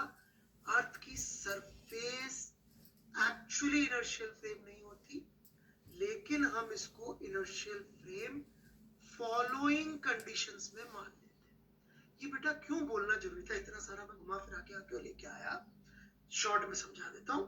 हमने क्या किया, हमने सबसे पहले समझा कि सेकंड लॉ यूनिवर्सल नहीं। सेकंड लॉ लगाने के लिए क्या चाहिए, क्या चाहिए सेकंड लॉ लगाने के लिए, कंडीशन। वो कंडीशन क्या है, इनर्शियल फ्रेम से ही एक्सीलरेशन लिख सकते हैं। इनर्शियल फ्रेम कहां से आता है, इनर्शियल फ्रेम फर्स्ट लॉ से आता है। कैसे आता है फर्स्ट लॉ से, वो भी मैं थोड़ा सा अभी बता दूंगा, राइट? लेकिन थोड़ा बहुत पहले बता दिया कैसे आता है फर्स्ट लॉ से, कि भाई जहां फोर्स जीरो हो रहा हो जिस बॉडी पे, उसका एक्सेलरेशन जीरो हो जाए, तो उससे फर्स्ट लॉ, उससे कंडीशन आ जाती है, ठीक है? अब बड़े लोगों को, साइंटिस्ट लोगों को सब मालूम है बात, ठीक है? एक्सेलरेशन जीरो नहीं है कंडीशन, गलत लिख रहे हैं जिसने भी लिखा है। फोर्स जीरो वाली बॉडी का एक्सेलरेशन जीरो आ जाए, which is basically first law, ठीक है? अब लेकिन हम लोग अर्थ पे इसको फर्स्ट क्लास यूज कर लेते हैं। आप समझिएगा मेरी बात, अर्थ पे यूज कर लेते हैं। जैसे मैं आपको थोड़ी सी बात समझाता हूँ। जब अर्थ से मार्स पे भेजना था मंगलयान, तो जब अर्थ पे खड़े हुए थे, okay? जब अर्थ पे खड़े हुए थे तो अर्थ की सरफेस को इनर्शियल फ्रेम लिया। सुनते जाइएगा, जब रॉकेट को लॉन्च किया तो सरफेस को नहीं, एक्सिस को इनर्शियल फ्रेम लेना पड़ा। क्यों, मैं सब समझाऊंगा। फिर जैसे जैसे वो दूर जाता गया, दूर जाता गया, दूर जाता गया, ऑलराइट, एक्सिस को इनर्शियल फ्रेम रखे रखे अपन। फिर क्या किया, जब वो अर्थ के ऑर्बिट को छोड़ के चला गया, अर्थ के ऑर्बिट को छोड़ के चला गया, ऑलराइट, तो क्या किया, तो सन को इनर्शियल फ्रेम लिया। जब वो मार्स के ऑर्बिट में एंटर हुआ तो फिर मार्स को इनर्शियल फ्रेम ले लिया, एक्सिस को, और जब मार्स पे लैंड किया तो फिर मार्स की सरफेस को इनर्शियल फ्रेम।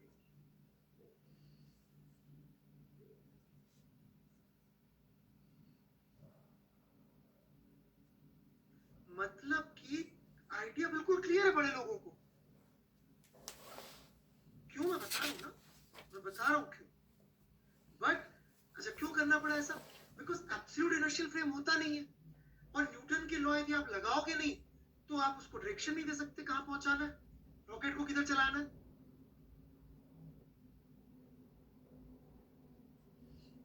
तो बस इसमें समझना क्या, मैं तो आपको स्टोरी सुना रहा हूँ, इसमें समझाया तो मैंने कुछ है ही नहीं। I have just told you कि पहली बार जब उसको रॉकेट जब जमीन पे खड़ा हुआ था तो अर्थ की सरफेस को इनर्शियल फ्रेम मान लिया।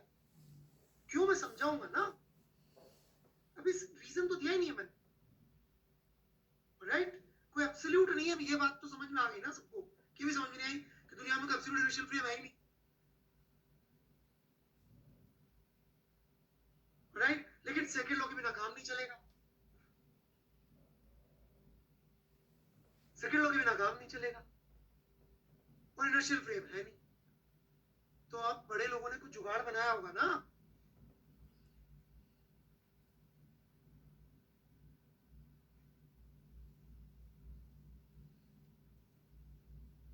तो जुगाड़ क्या है,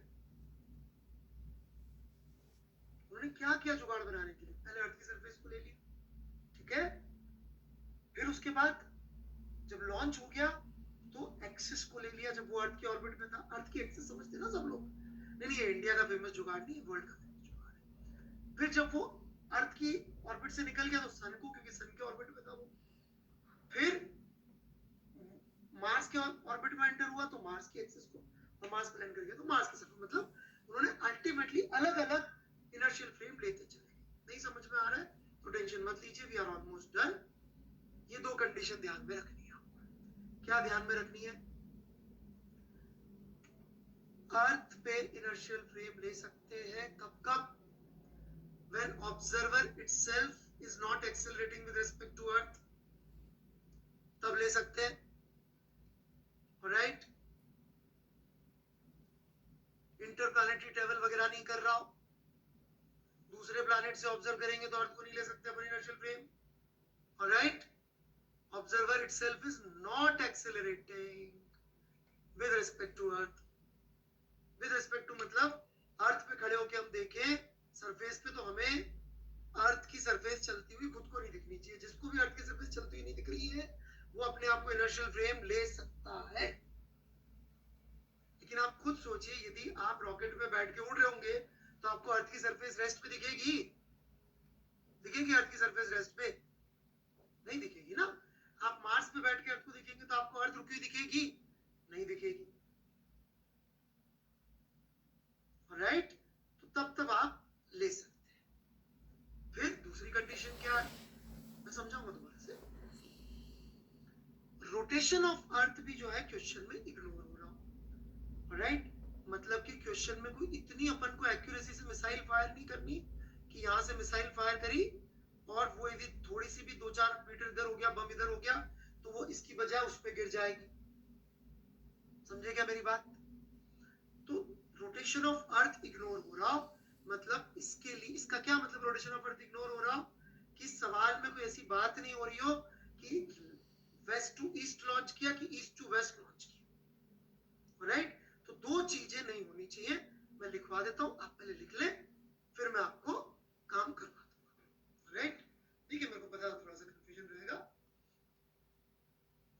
आप अभी सबसे पहले ये लिख लीजिए, फिर मैं आपको सारा समझा दूंगा। पहले लिख लीजिए, पहले लिख लीजिए ना चीज, जो लिख लीजिए। For now all acceleration must be observed by observers at rest or moving with constant velocity on earth. You will not need any other interpretation for inertial frame for next few months. बोला है मैंने, for next few months. नहीं, कोई confusion नहीं है, आप ये लिख लीजिए। आयुष भी पहले आप ये लिख लीजिए बेटा। हाँ, रिवीजन भी करा रहा हूँ, बस इसके बाद रिवीजन ही करा रहा हूँ, डोंट वरी। पहले बस ये लिख लीजिए सब लोग, ये लिख लीजिए, और फिर मैं जो भी बेस्ट पॉसिबल हो सकेगा मैं बता दूंगा। वो सेकंड स्लाइड भी इसके पहले स्लाइड में बता रहा हूँ। ये लिख लिया सबने?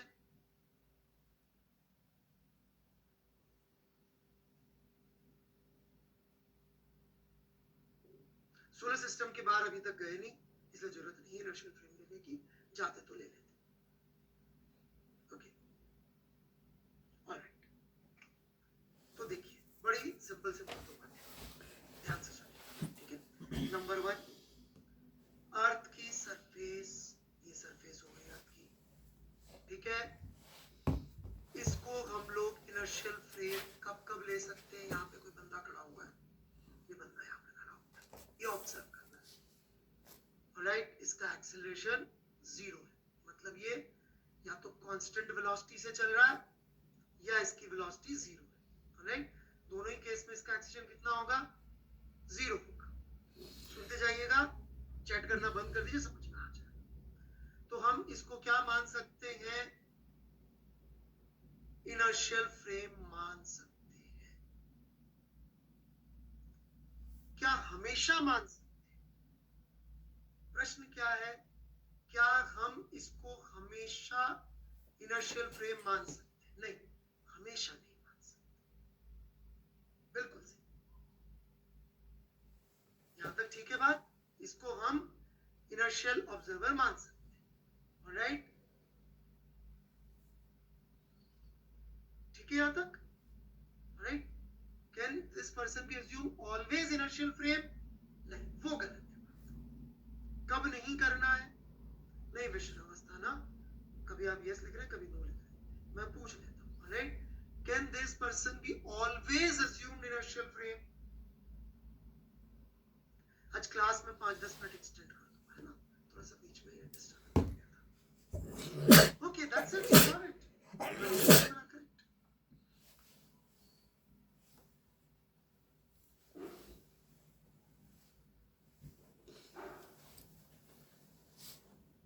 अब जबरदस्ती बच्चे उल्टा दे रहे हैं।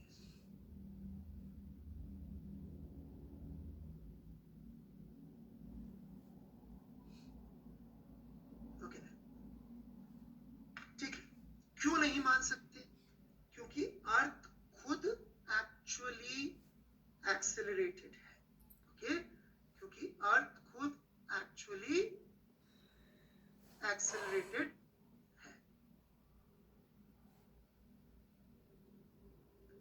अर्थ एक्चुअली खुद एक्सेलरेटेड है। परंतु अर्थ के एक्सेलरेशन का असर हम लोग जनरली अवॉइड कर देते हैं, देते हैं, कब अवॉइड कर देते हैं हम लोग अर्थ का एक्सेलरेशन, कब अवॉइड हो जाता है? जब हमारा ऑब्जेक्ट ने अर्थ पे ही रहना है, उसने कहीं जाना ही नहीं है।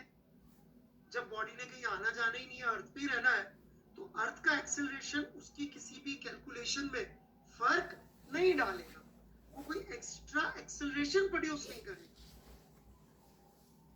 पहली कंडीशन आई क्या समझ में? क्योंकि वो क्या करेगा, वो अर्थ के मोशन और उसका मोशन साथ साथ हो रहा है, तो वो उस बॉडी का मोशन, यदि वो अर्थ को छोड़ के कहीं नहीं जा रहा, अर्थ पे ही रहना है उस बॉडी को, तो अर्थ का मोशन उसके लिए कोई एक्स्ट्रा एक्सेलरेशन प्रोड्यूस नहीं करेगा। अरे वाह, निहात को समझ में आया? थैंक यू बेटा, मेरे को बहुत चिंता हो रही थी आप जितना लिख रहे थे। Alright, thank you very much, आपको समझ में आया। आई am so happy, I am so happy. Alright, क्योंकि अर्थ का एक्सेलरेशन उसके मोशन में कुछ एक्स्ट्रा इफेक्ट नहीं डाल रहा। थोड़ा डिफिकल्ट तो है, पर कोशिश कर रहे ना अपन दोनों मिलके, थोड़ी आप कर रहे थोड़ी मैं कर रहा हूँ, और न्यूटन जैसे भगवान की बात से भिड़े पड़े, क्या करें? राइट, तो इस वजह से अर्थ को यदि अपन इनर्शियल मान ले, अर्थ छोड़ के नहीं जा रहे, तो एक्स्ट्रा एक्सेलरेशन नहीं इंक्लूड हुआ कुछ भी। अर्थ का भी है, लेकिन उस ऑब्जेक्ट का भी उतना ही है, तो अब जो भी एक्सेलरेशन एक्स्ट्रा प्रोड्यूस होगा वो फोर्स से होगा। जैसे कि इसका मुझे अर्थ का इसका एक्सेलरेशन क्या जीरो है? प्लीज आंसर, प्लीज आंसर, क्या इसका एक्सेलरेशन जीरो है? कितना है इसका एक्सेलरेशन, कितना है इसका एक्सेलरेशन? नहीं जी, तो बिल्कुल नहीं है, इसका वही जो अर्थ का है, zero with respect to earth, मतलब उतना जितना अर्थ है। राइट, मतलब इस पे मुझे एक्स्ट्रा एक्सेलरेशन प्रोड्यूस करने के लिए एक्स्ट्रा फोर्स लगाना पड़ेगा। इस पे एक्स्ट्रा एक्सेलरेशन प्रोड्यूस करने के लिए मुझे एक्स्ट्रा फोर्स लगाना पड़ेगा, और वो extra force Newton second law से हम लोग कैलकुलेट कर सकते हैं।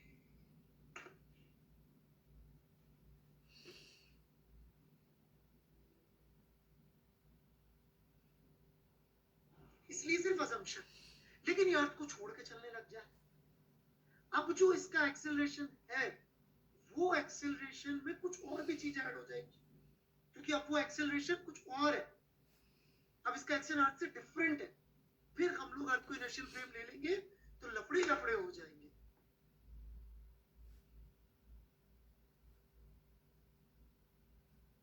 समझ में आया? इसलिए जब लॉन्च करके जब वो अर्थ को छोड़ दिया, तो फिर आप अर्थ को इनर्शियल फ्रेम नहीं ले सकते थे, कि वो मार्स पे लैंड कर गया, तो फिर अर्थ को लेंगे तो अर्थ का एक्सेलरेशन तो जुड़ जाएगा ना उसमें।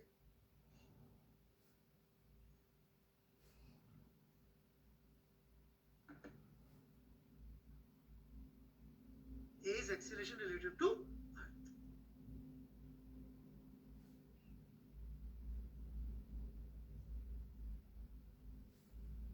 ठीक है, मनोज शर्मा अभी भी नहीं आ रहा, अरे भगवान। आयुष भी को भी आ गया, अरे वाह।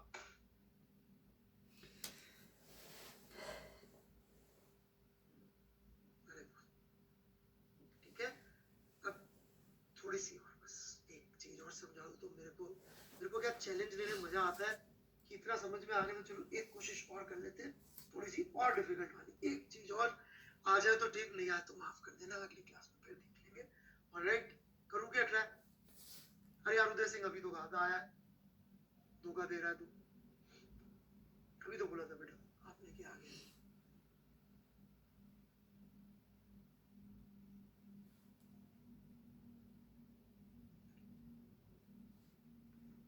नहीं यार, चलिए एक कोशिश और कर लेते हैं भाई।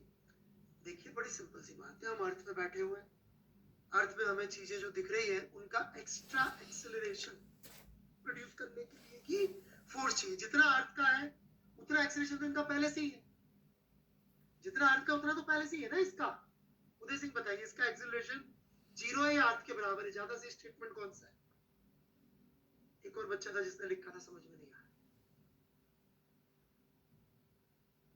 अर्थ के बराबर ज्यादा से स्टेटमेंट है कि नहीं? ठीक है ना, तो अब इसका यदि हमें और एक्सेलरेशन करना है जो अर्थ के अलावा है तो एक्स्ट्रा फोर्स लगाना पड़ेगा। ये न्यूटन का सेकंड लॉ हो जाएगा। लेकिन ये कब समझ में आया Uday Singh?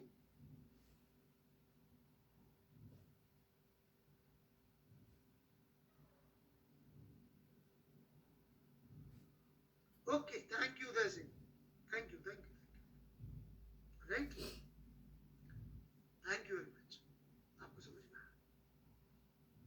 Okay,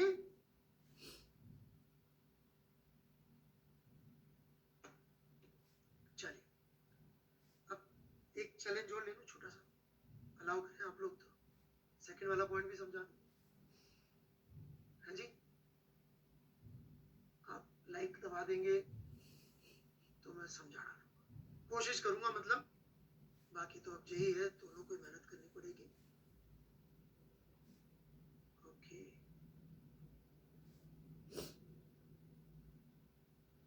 alright then, here we go then.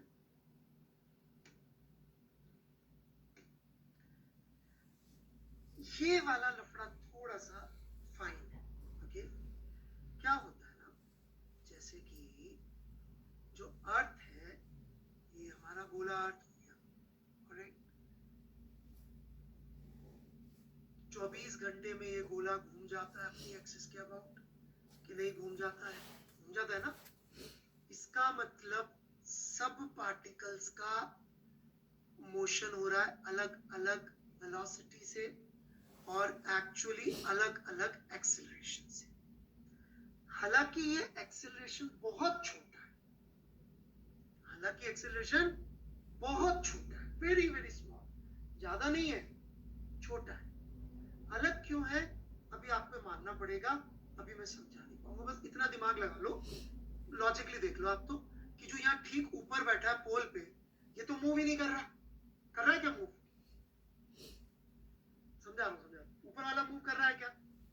नहीं कर रहा। और यहाँ वाला तेजी से मूव कर रहा होगा।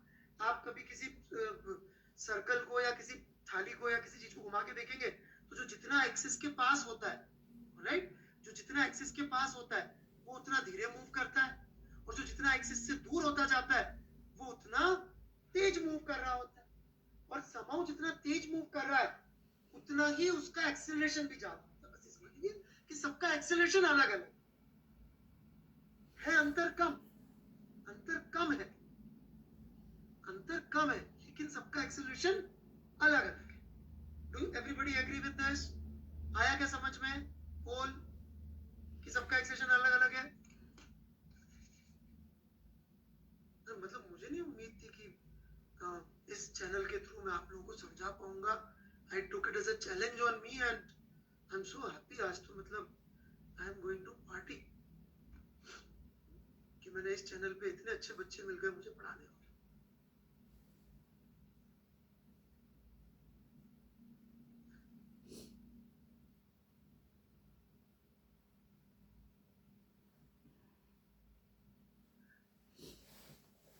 और सो देखो भाई, यहाँ वालों की वेलोसिटी 0 होगी, राइट, जो यहाँ पहुंचा उसकी वेलोसिटी थोड़ी ज्यादा होगी, कोई भी गोला बना के देख लीजिए, राइट, इसको और दूर चलते जाएंगे तो वेलोसिटी उतनी ज्यादा होती जाएगी, राइट, और यहाँ पहुंचे तो और ज्यादा होती जाती, बस इतना समझिए सबका अलग अलग होगा, इसका 0 है बाकियों का 0 नहीं, इतना ही मान लो यार,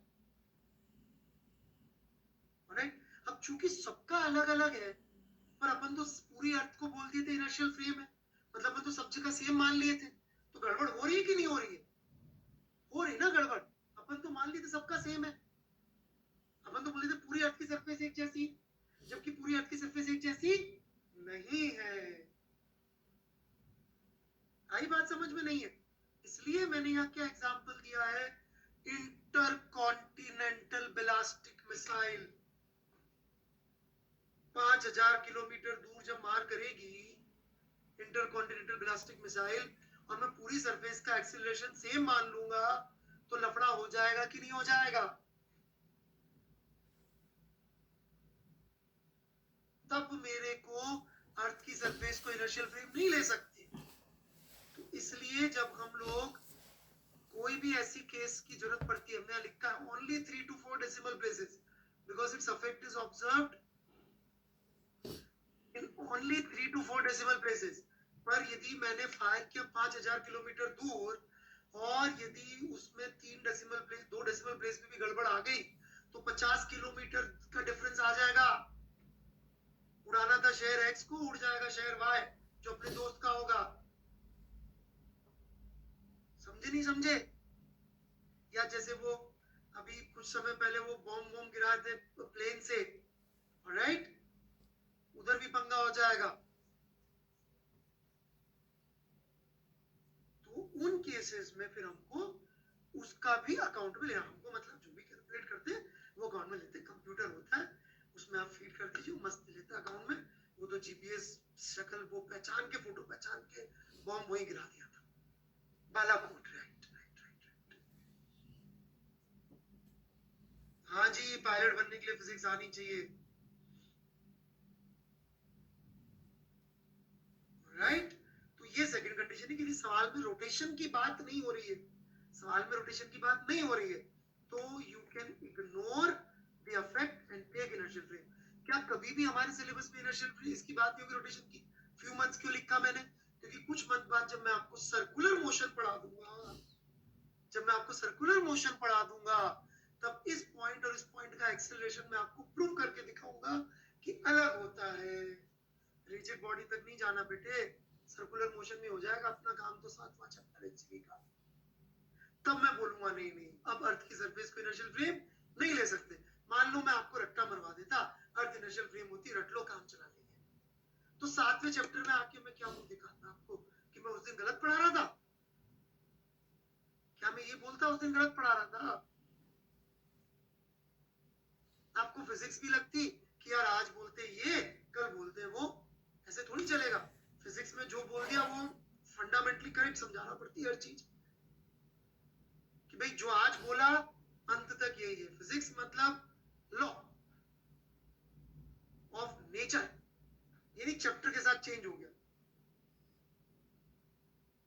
राइट? तो जब वो आएगा सर्कुलर मोशन, तो मैंने आज तैयारी कर दी भाई कि जब मैं सर्कुलर मोशन पढ़ा रहूंगा, तब जब मैं इनर्शियल फ्रेम की डेफिनेशन अर्थ की सरफेस नहीं कुछ और लूंगा, तो आप मुझ पे शक ना करें सर उस दिन तो कुछ कहा। ना ना ना ना, आज प्रूफ किया मैंने, नोट्स लिखेंगे स्लाइड में दिखा दूंगा, बोलते पकड़ लेगा तो कि देख लेना भाई 28 मई को मैंने बताया कि मैं जब सर्कुलर मोशन पढ़ाऊंगा तब पंगा होगा। क्या लूंगा तब बताऊंगा, आज ही सब बता दूंगा। तो तुम सर्कुलर मोशन कैसे पढ़ोगे? ये अजीब बात है। So that's it. मुझे बहुत मजा आया आपको पढ़ा के। Alright, you people are awesome. Awesome awesome ही बोलते हैं ना आप लोग, राइट? मतलब रियली मजा आ गया मुझे, सो नाइस।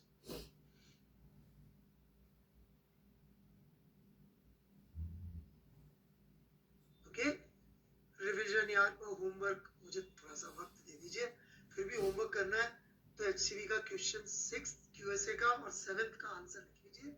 इतना ही है बेटा होमवर्क, और वो भी मैं आपको कर दूंगा, यहाँ पे पुट कर दूंगा। ऑलराइट, तो बस इतना ही है for all acceleration for now. All F is equal to ma, acceleration कहां से ऑब्जर्व करना है? एट रेस्ट और moving with constant velocity on earth. यही हमारे इनर्शियल ऑब्जर्वर है कुछ समय के लिए। अब यदि मैं कुछ समय के लिए बोल के छोड़ देता, तो आपको लगता है यार कि आज कुछ बोल देते हैं, कल फिर चेंज कर देगा ये आदमी।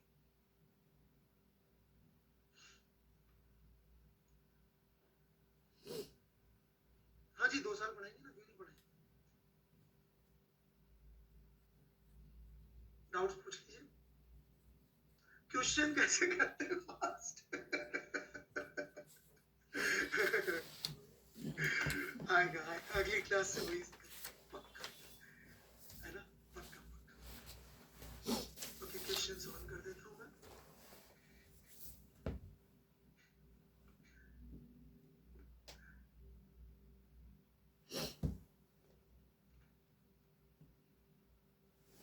यस, आदर्श बिल्कुल सही,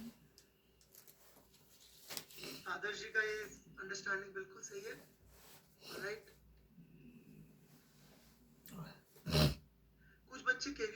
एमएससीपी वगैरह के लिए पूछ रहे हैं तो आप मुझे मैसेज कर दीजिए। जनरली मैं 15 दिन बाद इसका आंसर दे पाऊंगा। एक बार मैं आप लोगों का प्रॉब्लम सॉल्विंग स्किल्स देख लूं तब।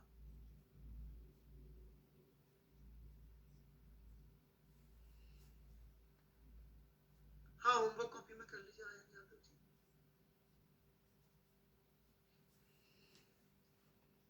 रॉकेट्स में होता है जी उदित जेठवा, बिल्कुल जी।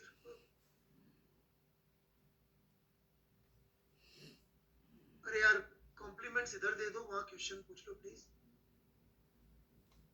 कैसे अप्लाई करते हैं बेटा, ये अगली क्लास से शुरू होगा, है ना। इन कंडीशंस को क्वेश्चंस में अप्लाई करना। अर्थ का एक्सेलरेशन किस फ्रेम से लेंगे, ये कुछ ज्यादा डीप हो जाएगा, कभी फ्यूचर में बताएंगे, वो डिपेंड करता है। HCV से मैं होमवर्क दिया करूंगा श्रेया नेगी जी, तो you have to have HCV this book that you have written. मेरे हिसाब से बहुत कॉन्सेप्चुअल किताब नहीं। अर्थ किसके रिस्पेक्ट में एक्सेलरेटेड है, सन के रिस्पेक्ट में एक्सेलरेटेड है।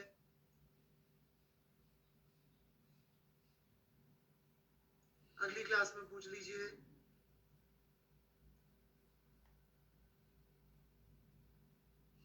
सर अगर, अरे यार बस क्वेश्चंस बन। सर अगर क्लास के बाद कोई डाउट है तो उन्हें कैसे रिजॉल्व करूं, अगली क्लास में पूछ लीजिए।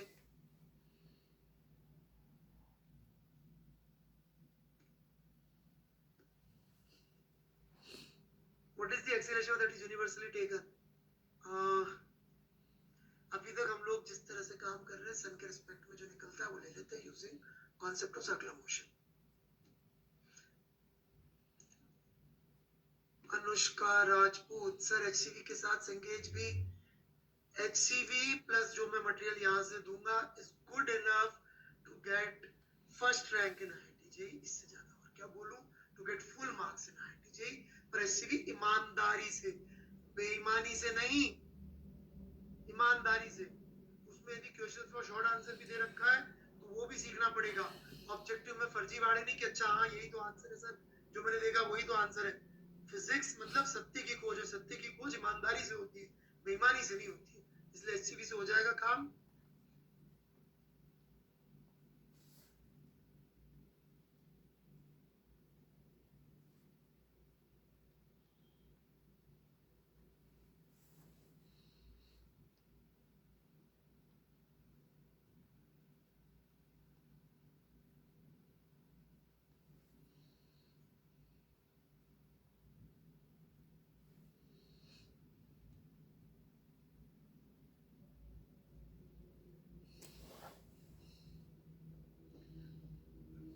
Sir, we can apply force on any body on earth to reduce its acceleration as compared।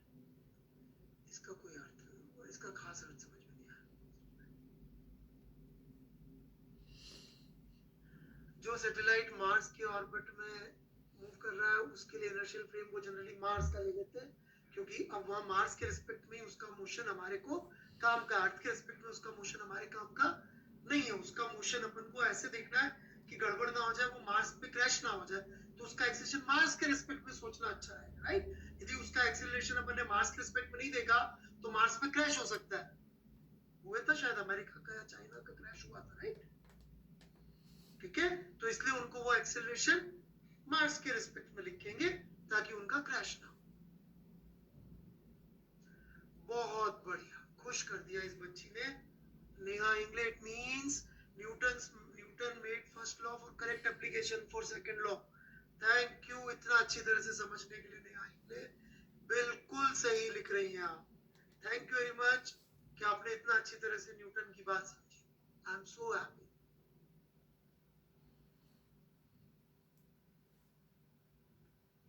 Great question.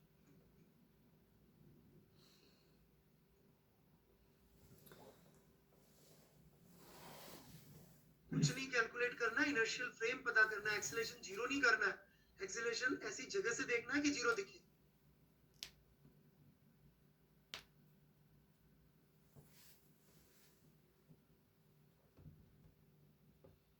Okay, या तो ये मजाक कर रहा है बच्चा या सीरियसली पूछ रहा है। यदि ये सीरियसली पूछ रहा है तो तैयारी शुरू हो गई है। अगली क्लास में मैं सॉल्ड एग्जांपल लेना शुरू करूंगा नॉर्मल कॉन्टैक्ट फोर्स पढ़ा के, और फिर उसके बाद से आपको दिखने लग जाएगा कि कैसे थ्योरी अच्छी तरह से पढ़ने की वजह से हम लोग सही चीजें सॉल्व कर पा रहे हैं। थर्ड लॉ और नॉर्मल कॉन्टैक्ट फोर्स पढ़ते ही हम लोग सवाल लेना शुरू कर देंगे। ठीक है पीयूष भारद्वाज जी, पेशेंस थोड़ी सी चाहिए। फिजिक्स थोड़ा स्लो सब्जेक्ट है क्योंकि बिल्डअप बहुत करना पड़ता है। फिजिक्स में क्या करना पड़ता है ना कि जिसको नींव खोदना नहीं बोलते, कभी आपने कोई बिल्डिंग बनती हुई देखी हो तो जितनी ऊंची और जितनी शानदार बिल्डिंग बनानी होती है उतना गहरी नींव खोदनी पड़ती है। जब नींव खोद रहे होते तो लग रहा है क्या पागलपन है, चलिए बिल्डिंग ऊपर बनानी है, खोद नीचे रहे, राइट। तो अपन को करने सवाल सॉल्व है, लेकिन पढ़नी थ्योरी पड़ेगी बहुत अच्छी तरीके से, बहुत शानदार सवाल सॉल्व करने। रिजिड बॉडी का टफेस्ट क्वेश्चन आपके लिए इजी लगना चाहिए, मैं क्लेम करता हूं, ऑलराइट, कि मेरे स्टूडेंट का रिजिड बॉडी सबसे फास्ट और एक्यूरेट होता है। आज तक कोई स्टूडेंट नहीं मिला जिसने ये क्लेम को बोला कि नहीं सर मुझे इससे अच्छा मिल गया। लेकिन उस रिजिड बॉडी को एक्यूरेट और फास्ट करने के लिए मुझे न्यूटन्स लॉ सही करना पड़ेगा। आपको ये विश्वास में लेना पड़ेगा कि फिजिक्स में सिर्फ कॉन्सेप्ट पे चलना है, डरना नहीं है, सवाल किधर भी ले जाए। जब सवाल बनेंगे ना फिजिक्स में तो क्या करेंगे, जानबूझ के इस तरह से पूछेंगे कि आपको डिगाएंगे कि यार कॉन्सेप्ट छोड़, तू तो ये कर ले हो जाएगा, कॉन्सेप्ट छोड़ ये कर ले हो जाएगा, राइट। उसके लिए चलिए जी, थैंक यू वेरी मच। मैं जितने सवालों के जवाब दे पाया उसके लिए बहुत मजा आया।